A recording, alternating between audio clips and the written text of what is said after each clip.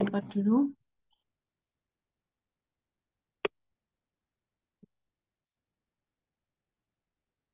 Ya, Assalamualaikum warahmatullahi wabarakatuh. Waalaikumsalam warahmatullahi wabarakatuh. Nah, selamat siang teman-teman semuanya. Alhamdulillah ini sudah lumayan ya yang hadir. Nanti yang tidak hadir bisa menyimak dari ini rekaman ya. Untuk hari ini ada dua tema untuk pembahasannya. Yang pertama tentang analisis SWOT. Ini sebenarnya sudah sedikit dibahas ya untuk minggu lalu ya. 2 minggu lalu ya berarti yang sebelum UTS. Nah, analisis SWOT ini kan sebuah analisis mengenai kekuatan, kelemahan, kesempatan, dan juga ancaman yang sebenarnya tidak hanya digunakan dalam bisnis, tapi dalam kegiatan lain juga kadang juga menggunakan analisis SWOT ini. Nah, untuk pembahasan kali ini menjelaskan tentang bagaimana penggunaan analisis SWOT dalam kegiatan bisnis. Alhamdulillah ini udah banyak ya. Nah, ini ya, SWOT Analysis Creative Planner. Jadi, analisis SWOT ini juga penting dalam hal kegiatan planner atau bisnis. Ini kita akan bahasnya. Apakah SWOT Analysis? Mungkin kalian sudah tidak asing lagi ya tentang analisis SWOT, yaitu analisis ini yang terdiri dari ini, strength, weakness, opportunities, and threats. Jadi, metode analisis yang memanfaatkan pemanfaatan ini, analisis terhadap kekuatan, strength, weakness, kelemahan, ini yang merupakan dari faktor internal atau dalam diri bisnis itu sendiri ya. Jadi sebelum membangun bisnis itu biasanya ada analisis SWOT. Kalau misalkan Mbak Lintang, misalkan mau bangun bisnis es coklat itu ya, ada kekuatan apa dalam bisnisnya, dari bisnis itu sendiri, kelemahannya apa. Lalu dari faktor eksternal, yaitu opportunities dan ancaman atau threats. Gitu ya. Jadi analisis SWOT ini terdiri dari 4 hal itu yaitu strength, weakness, opportunities, and threats. Nah ini ya. Nah ini untuk penjelasannya secara singkat. Analisis strength atau kekuatan, yaitu sebelum melakukan atau mendirikan sebuah bisnis, maka harus dianalisis dulu ya kekuatan dari bisnis itu sendiri. Nah, jadi ini harus tahu sendiri ya. Kalau misal kita analisis diri kita gitu kan, kita harus tahu kelebihan diri kita apa gitu ya. Nah, ini di bisnis juga begitu. Kita analisis dulu kekuatan dari bisnis atau kekuatan dari perusahaan ini. Nah, ini misalkan jika kekuatan perusahaan tersebut unggul di dalam kualitasnya, maka keunggulan itu dapat dimanfaatkan untuk mengisi segmen pasar yang membutuhkan kualitas yang lebih baik. Nah, jadi untuk mengetahui kekuatan atau kelebihan dari bisnis itu sendiri. Jadi yang dinilai masih dalam bisnis itu sendiri, faktor internalnya. S itu tadi, yang W ini weakness atau kelemahan. Kalau kelemahan ya berarti kekurangan bisnis itu sendiri.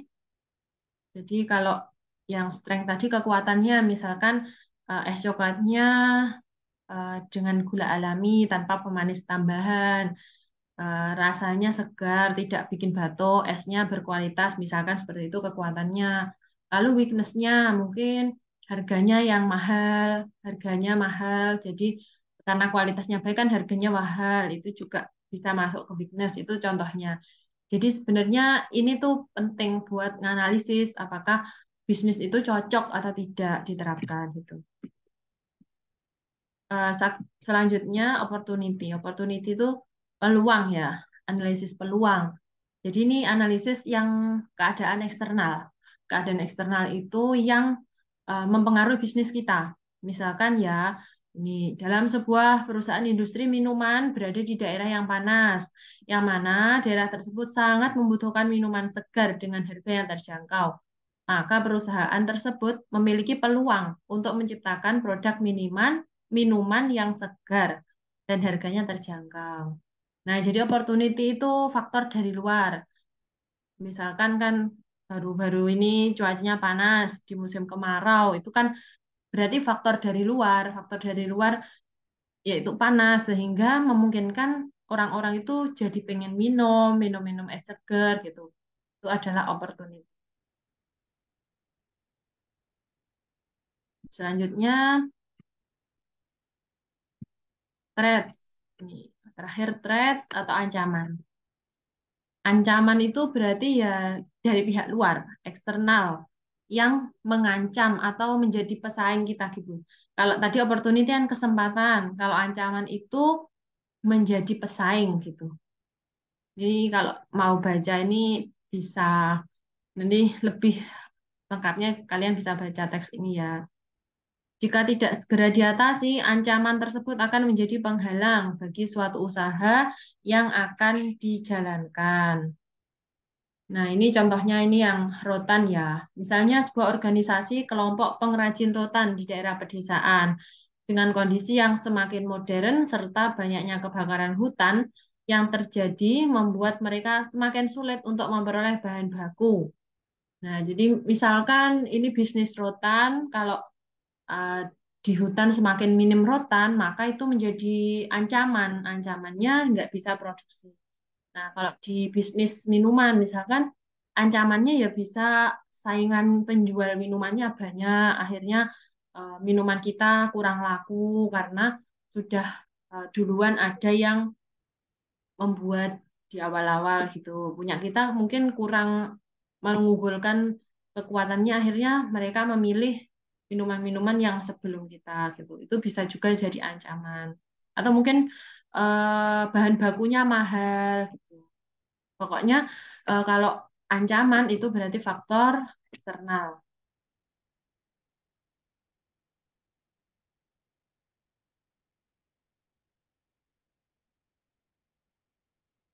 Ini manfaatnya ya.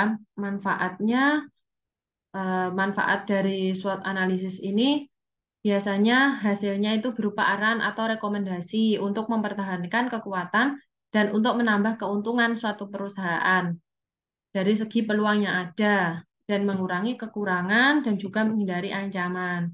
Jadi intinya ketika kita sudah berhasil menganalisis SWOT, maka kita bisa mengunggulkan strength atau kekuatan dari bisnis kita dan meningkatkan opportunity serta mengurangi weakness atau kelemahan dari bisnis kita. Dan ini T, mengurangi ancaman.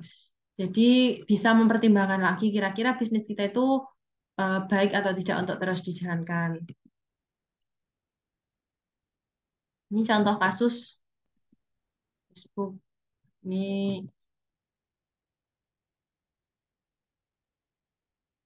Ini contohnya Mark Zuckerberg atau pendiri Facebook itu ya. Mark Zuckerberg adalah remaja yang memiliki ketertarikan terhadap komputer programming. Dan dia adalah remaja yang putus sekolah. Ini sebelum ada Facebook. Maka setelah ada Facebook, menjadi co-founder dan CEO situs Facebook dan menjadi miliarder muda. Nah, ini contohnya ya. Strength-nya dari Facebook, skill programming, berarti kan kekuatan ya dari dalam dirinya sendiri yang maksud tadi ya, yang pada umur 14 tahun MZ sudah menciptakan messaging programnya sendiri yang diberi nama Subnet. Nah, jadi ini kekuatan itu dari dalam diri sendiri ya, kemampuan kalian sendiri juga bisa termasuk ke kekuatan atau strength. Lalu ada ide-ide inovatif dan menyenangkan. Contohnya buat game, media player, dan face mesh yang kemudian berubah menjadi Facebook. Ini yang kelemahannya. Kelemahannya kan untuk MZ tadi tidak memiliki gelar pendidikan karena kan putus sekolah. Jadi gelar pendidikan terakhirnya SMA dan kursus persiapan masuk kuliah. Dia tidak menyelesaikan gelar sarjananya di Harvard University. Untuk kesempatannya, fakta bahwa sosial media pendahulunya ternyata sangat banyak diminati. dan juga banyak target pasar global atau para pengguna internet. Ya kayak tadi pasar eh, minuman banyak karena musim panas itu contohnya tadi ya.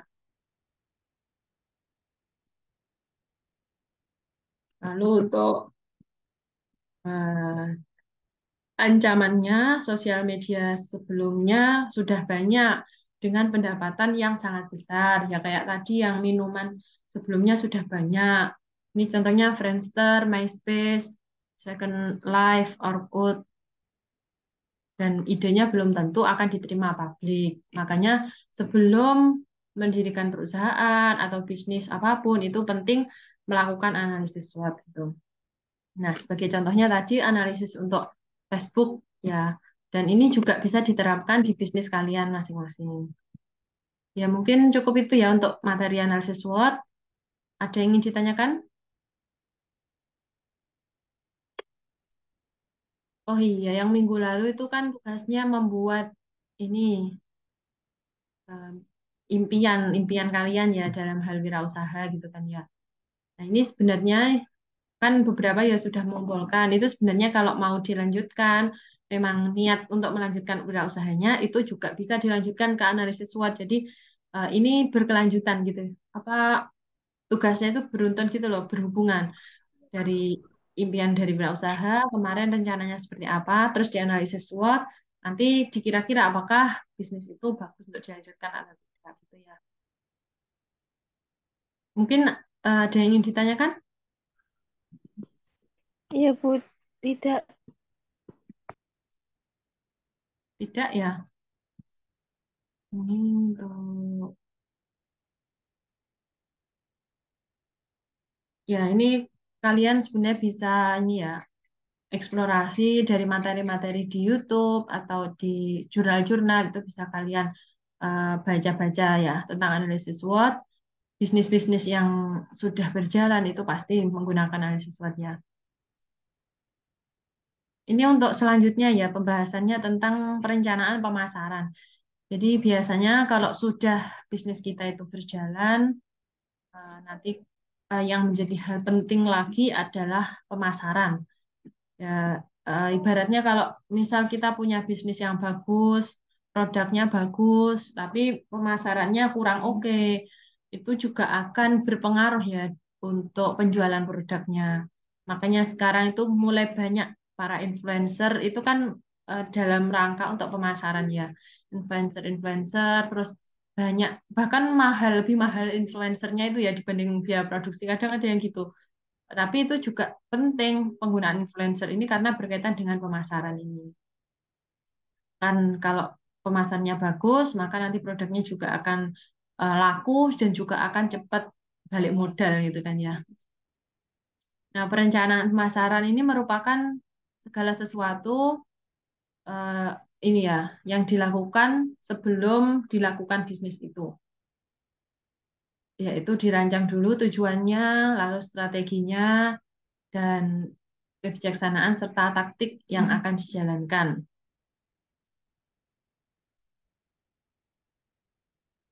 Ini ya, rencana pemasaran terinci diperlukan untuk setiap bisnis, produk, ataupun merek. Nah, jadi ini ya untuk rencana pemasaran ini kalau sudah ada produk biasanya dilakukan rencana pemasaran. Jadi awalnya itu kan analisis produknya dulu seperti apa. Nah, kalau sudah ada produk, mereka juga akan melaksanakan pemasaran supaya produk tersebut bisa laku gitu. Perencanaan pemasaran merupakan proses sistematis dalam merancang dan mengkoordinasi keputusan pemasaran. Ini manfaatnya ya, mencapai koordinasi aktivitas yang lebih baik, mengidentifikasi perkembangan yang diharapkan, meningkatkan kesiapan organisasi untuk berubah, meminimalkan respon tak rasional sampai respon yang tak diharapkan, mengurangi konflik tentang kemana seharusnya organisasi bergerak, meningkatkan komunikasi, memperluas penyesuaian sumber daya yang tersedia untuk mendapatkan peluang pilihan. Nah, jadi intinya ya untuk pemasaran ini ya untuk memasarkan produk kita supaya produk kita itu bisa diterima oleh pasar. Intinya seperti itu.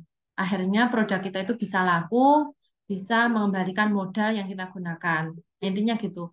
Tujuannya perusahaan bisa tercapai. Dengan apa ya? Dengan rencana pemasaran yang matang. Dan ini biasanya kalau di bisnis tuh memang harus ditulis secara rinci ya. Kayak kemarin ya di bahasa Inggris kan kita bahas tentang meeting ya. Meeting dari departemen gitu ya. Nah, rencana pemasaran ini juga menjadi salah satu hal yang perlu dirampatkan atau dimeetingkan ya dengan departemennya. Jadi sebelum launching produk atau mengenalkan produk ke masyarakat itu perlu dirinci rencana pemasaran yang baik. Analisis pemasaran, analisis perencanaan. Agar pemasaran bisa berjalan secara efektif, efisien, dan tepat sasaran, maka pemasaran harus direncanakan didasarkan pada hasil analisis pasar, sumber daya, dan misi. Nah, jadi yang dianalisis itu bukan hanya konsumennya ya, analisis pasar itu analisis konsumen, tapi juga menganalisis sumber dayanya. Di sumber daya itu ya yang produksi produk itu, apakah dengan produk tujuannya yang diharapkan itu ada sumber daya yang mengerjakan gitu ya. Nah, misalkan tadi ada yang mau buka bisnis hijab misalkan. Pasarnya sudah oke ya. Sudah dianalisis pasar, banyak perempuan yang berhijab, yang membutuhkan jilbab. Nah, itu analisis pasarnya mau di rating menengah ke atas atau menengah ke bawah itu termasuk analisis pasar. Lalu siapa yang memproduksi? Apakah di daerah tersebut ada produsennya? Kalau tidak, siapa yang akan membantu gitu ya? Atau mungkin membeli bahan dari luar kota itu termasuk analisis sumber daya. Dan misi itu berarti tujuan perusahaannya pengen apa? Misalkan menciptakan produk hijab yang eh, eksklusif, yang motifnya beda-beda, misalkan seperti itu. Nah, jadi analisis perencanaan ini meliputi analisis pasar, sumber daya, dan juga misi dari bisnis itu.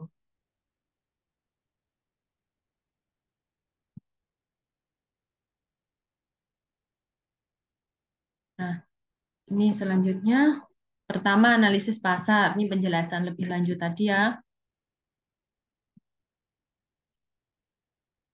Analisis pasar meliputi kajian lingkungan, definisi pasar, segmen pasar, kesadaran dan sikap pasar, analisis organisasi, perilaku pelanggan, dan analisis kepuasan pengguna. Ya, jadi kalau analisis pasar ini berkaitan dengan konsumen. Ya, marketnya siapa, terus konsumennya siapa ya dari kalangan mana mana gitu kan.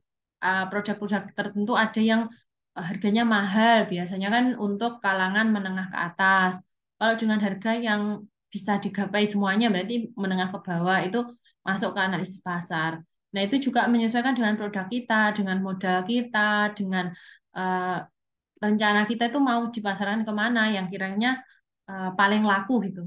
Kalau kita lihat di ini misalkan ya di Shopee atau di TikTok itu kan banyak ya produk-produk yang murah.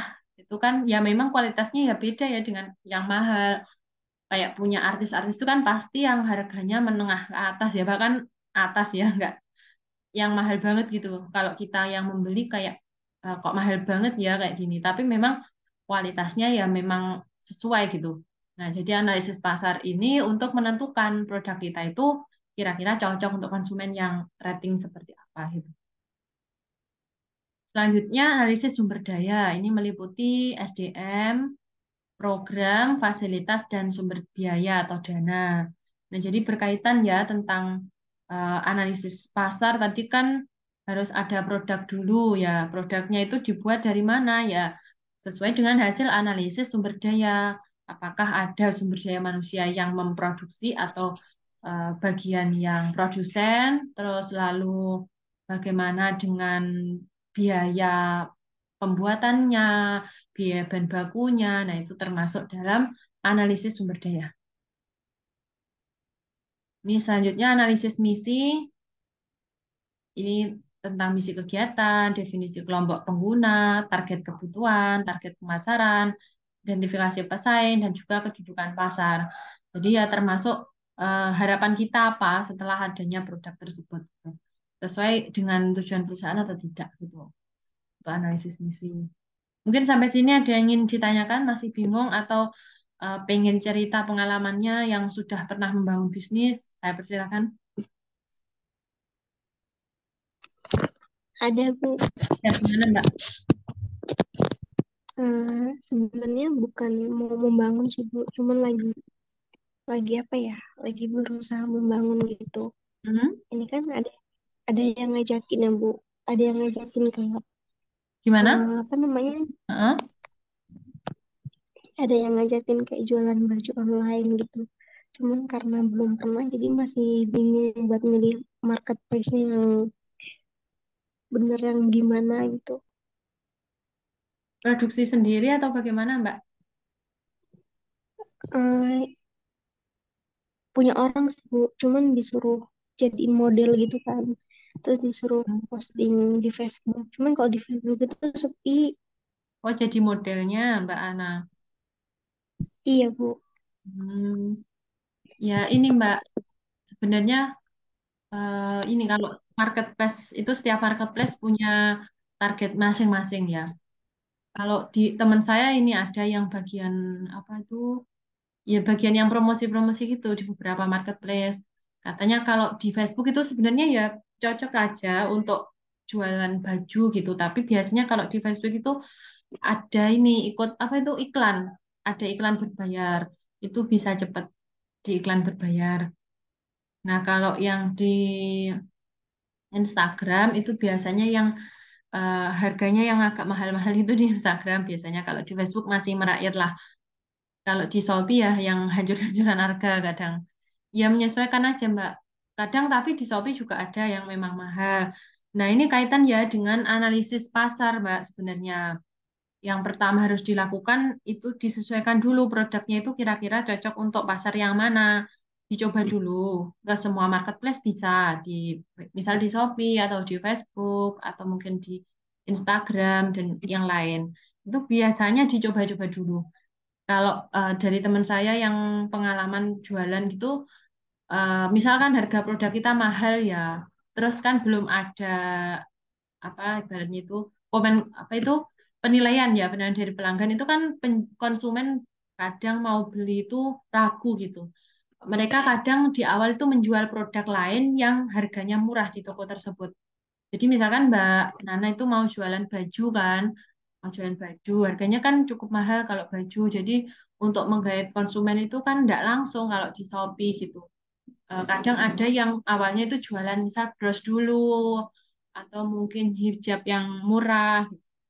Untuk ngebum ini, untuk ngebum supaya banyak yang beli kayak biar trusted ya tokonya, oh tokonya sudah punya track record gitu. Nah, kalau masalah itu bisa dicoba dulu, Mbak. Jadi, kalau kita pengen tahu apakah cocok apa tidak ya market ini dengan produk ini apakah cocok, itu dicoba dulu. Dan yang paling penting juga promosi. Promosi itu harus wajib ya. Karena sebagus apapun produk kita, kalau promosinya kurang, itu juga akan ini. Jadi, jangan ragu kalau misalkan sudah ada modal, itu promosi. Ya promosi itu sebenarnya nggak harus yang langsung berbayar ya pakai influencer gitu kan kalau sudah besar kita bisa promosi sendiri ya mungkin di sosmed kita yang sudah kita bangun itu juga bisa promosi tapi ya memang eh, nggak sebanter kalau kita promosi dengan influencer kan sudah banyak followernya gitu ya jadi ya dicoba dulu di marketplace mana terus juga promosi promosi itu ya di berbagai medsos itu bisa dilakukan. Atau sekarang itu yang banyak ya yang lagi ngetren kan pakai affiliate ya. Itu nggak pakai modal ya. Ya nggak pakai modal tinggal ini kadang mereka buat video gitu kan ya promosi di Instagram saya sering teman-teman kan pada buat apa itu affiliate, buat link-link gitu dengan buat video-video gitu nanti diarahkan ke link di Shopee gitu misalkan Mbak. Ya mungkin bisa dicoba atau mungkin yang lain pernah ada pengalaman yang berjualan online bisa cerita juga, silakan. Bu, Ya, kalau membeli kan yang misalkan banyak lewat lewat banyak tapi lewat aja itu termasuk kelemahan apa ancaman, Bu? gimana pembeli yang tanya-tanya gitu ya? Enggak, kadang kan banyak tapi Ya cuma lewat lewat aja gitu loh Bu. Kenyataannya Maksudnya, apa yang nyantol dikit gitu loh. oh, banyak yang nanya tentang produk kita, tapi yang beli dikit gitu ya. Ya gitu juga bisa kalau di sosmed. Kalau yang di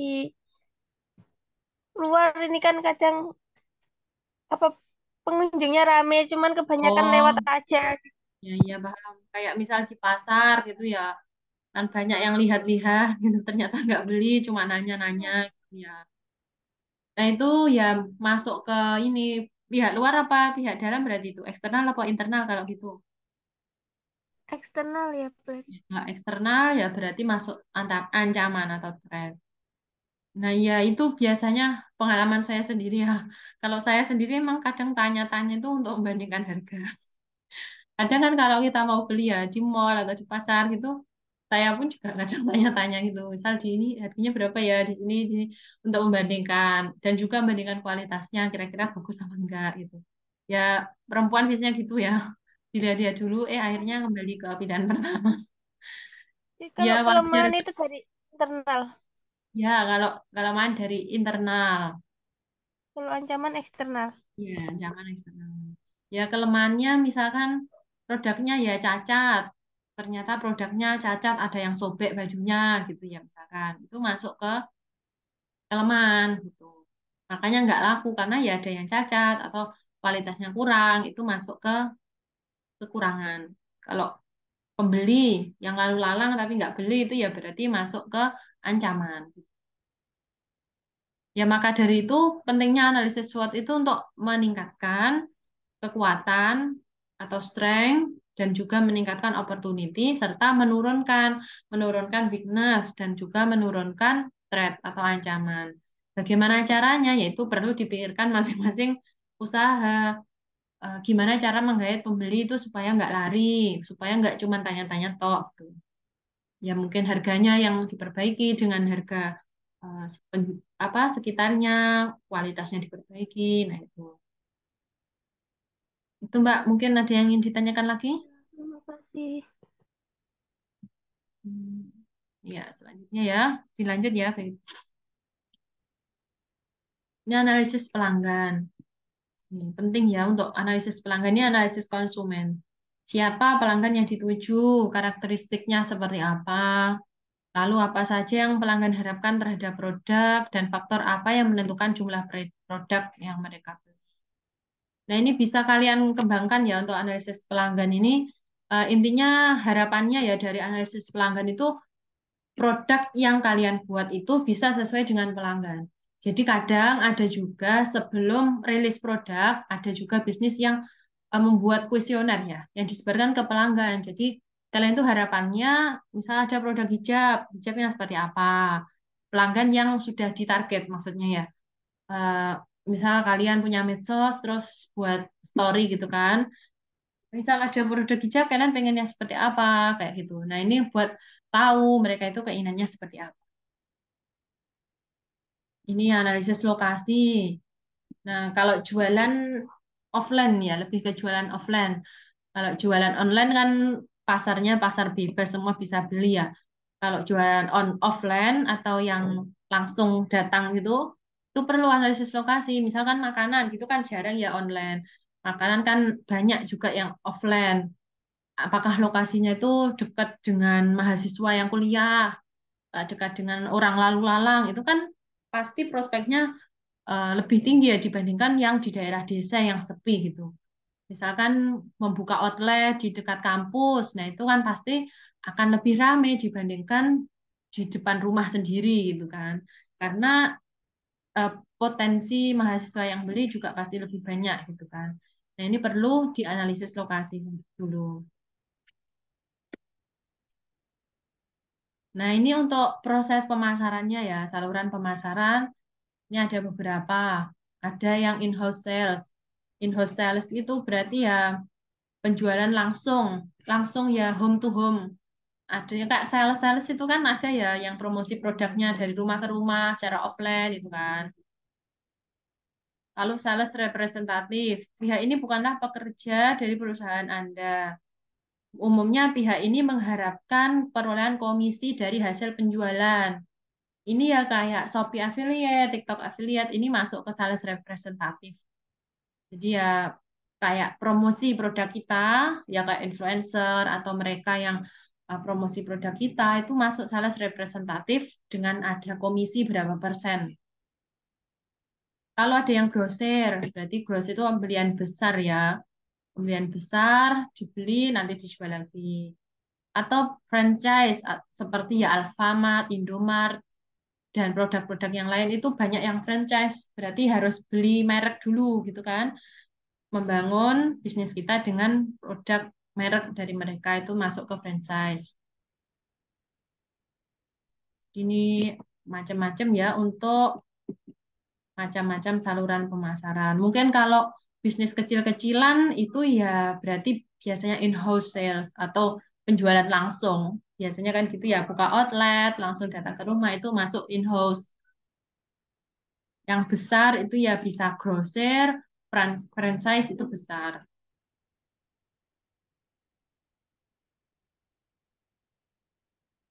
Nah, ini step-stepnya untuk lebih rinci ya. Ya, pertama, siapkan dulu tujuannya apa. Tujuan pemasarannya seperti apa, lalu list dan deskripsikan target pasar, rencana konsumennya seperti apa, lalu bagaimana pelayanannya, lalu bagaimana marketingnya. Ini sebenarnya kalau step-step ini bisa sesuai kalian masing-masing ya. Intinya ya untuk memasarkan produk kalian itu dari mana. Awalnya ya produk dulu kan, biasanya produk dulu baru dipasarkan. Pemasarannya ya sesuai dengan target marketnya. Dianalisis dulu target market kira-kira yang sesuai yang seperti apa gitu. Ini bisa kalian ini baca sendiri ya. Pokoknya intinya itu tadi untuk pemasaran ya tujuannya untuk memasarkan produk kita supaya produk kita itu bisa diterima konsumen. Yang dimulai dari kegiatan analisis pasar. Analisis pasar ya analisis konsumen tadi untuk bisa menerima produk kita. Mungkin itu untuk penjelasan mengenai pemasaran. Mungkin ada yang ingin ditanyakan?